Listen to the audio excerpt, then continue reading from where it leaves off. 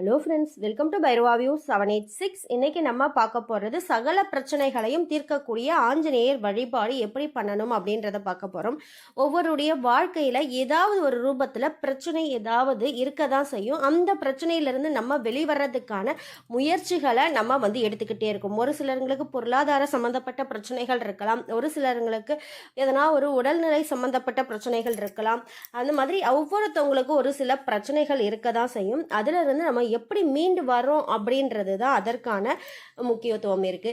இப்போ அந்த நேரத்தில் நமக்கு கடவுள் நம்பிக்கையை தவிர வேற யாராலையும் நம்மளுடைய பிரச்சனையை தீர்க்கவே முடியாது. கடவுள் ஒருவரால் மட்டும்தான் நம்மளுடைய பிரச்சனைகளை தீர்க்க முடியும்.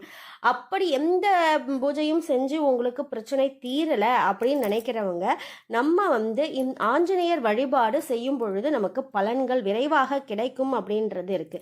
இப்போ ஆஞ்சநேயர் வழிபாடு அப்படின்னும் பொழுது அவரை சிரஞ்சீவியாக வாழக்கூடிய தெய்வங்கள்ல ஒருவராக நம்ம கருதுறோம். ஆஞ்சநேயரை இன்றளவுக்கும் பூலோகத்துல வீற்றிருக்கிறாரு அப்படின்ட்டு நமக்கு சாஸ்திரங்கள் சொல்லப்பட்டிருக்கு.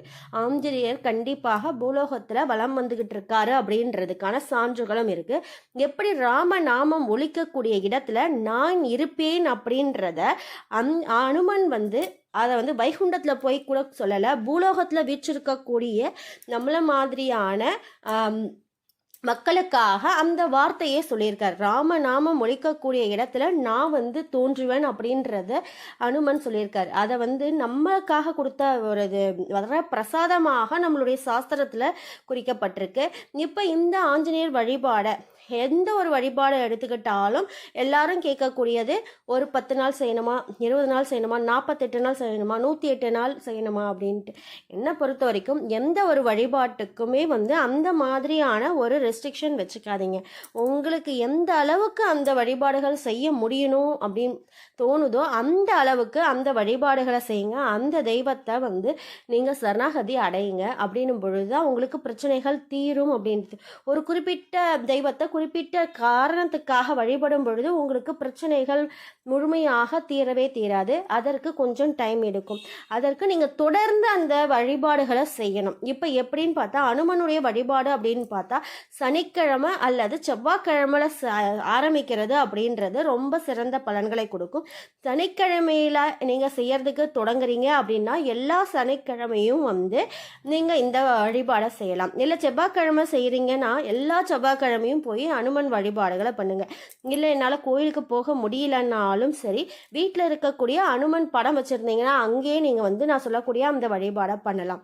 இப்போ என்னால் கோயிலுக்கு போக முடியும்னா கோயிலுக்கு போய் அனுமன் வழிபாடை செய்யுங்க. மன திருப்தியோடு செய்கிற வழிபாட்டுக்கு தான் பலன் அதிகம்.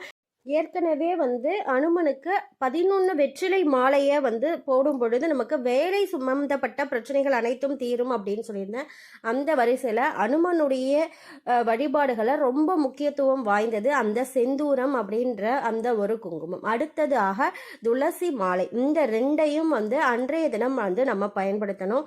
ஒன்று, நீங்கள் கோயிலுக்கு போறீங்கன்னா அந்த துளசி மாலையை உங்கள் கையாலேயே கட்டுங்க. உங்களுடைய வேண்டுதல்களை அந்த மாலை கட்டும் பொழுது அந்த மாலையோட சேர்த்து அந்த இறைவனுக்கு நீங்க சமர்ப்பிக்கலாம். அடுத்தது வேண்டிக்கிட்டு அந்த செந்தூரத்தை நீங்க நெத்தியில வச்சுக்கோங்க. இந்த மாதிரியான வழிபாடுகள் செய்யும் பொழுது உங்களுக்கு பலன் அதிகம். இந்த செந்தூரத்துக்கும் இந்த துளசி மாலைக்கும் பலன் ரொம்ப ரொம்ப அதிகம். அதனால அந்த மாலை கட்டுறது கடையில வாங்கி ஈஸியா போடுறத தவிர்த்துட்டு நீங்க வீட்டிலேயே உட்காந்து பொறுமையா நிதானமா உங்களுக்கு எந்த குறையுமே இல்லை, நீங்க எந்த பிரச்சனையும் இல்லாம நிம்மதியா இருக்கீங்க, ஆனா எனக்கு இறை வழிபாடு செய்யணும் அப்படின்னு நினைக்கிறீங்கனாலும் அந்த இறைவனுக்கு நன்றி சொல்ற விதமாக இந்த மாலையை நீங்க உட்காந்து பொறுமையா கட்டி எடுத்துட்டு போய் நன்றியை நீங்க அந்த இறைவனுக்கு சமர்ப்பிக்கலாம். இந்த மாதிரி செய்யும் பொழுது பலன்கள் உங்களுக்கு விரைவாக கிடைக்கும். யாம் பெற்ற இன்பம் பெருக வையகம். இறைவனுடைய ஆசீர்வாதத்தாலையும் இந்த குபேர பிரபஞ்சத்துடைய ஆசீர்வாதத்தாலையும் உங்கள் தேவைகள் அனைத்தும் நிறைவேறி நீடூழி வாழணும் இந்த இறைவனுடனும் இந்த குபேர பிரபஞ்சத்திடமும் கேட்டுக்கிற. வாழ்க வளமுடன், வாழ்க வளமுடன், வாழ்க வளமுடன். உங்களுக்கு இந்த வீடியோ ரொம்ப பிடிச்சிருக்குன்னா ஒரு லைக் பண்ணிவிட்டு உங்களுக்கு இந்த வீடியோக்கான கமெண்ட் எதனா கொடுக்கணும்னு நினச்சிங்கன்னா நீங்கள் கமெண்ட் பாக்ஸில் கமெண்ட் தெரிவிக்கலாம். வேறு என்ன பிரச்சனைக்கான தீர்வுகள் உங்களுக்கு தேவைப்படுது, என்ன மாதிரியான வழிபாடுகளை பற்றி தெரிஞ்சுக்கணும்னாலும் சரி, அதை நீங்கள் கமெண்ட் பாக்ஸில் கமெண்ட் பண்ணிங்கன்னா அந்த குறிப்பிட்ட வழிபாடுகள் என்ன பண்ணணும், எப்படி மந்திரம் ஜபிக்கணும், எந்த மாதிரியான மந்திரங்களை ஜபிக்கணும் அப்படின்றதுக்கான வீடியோவையும் நான் ரெடி பண்ணுறதுக்கு ஈஸியாக இருக்கும்.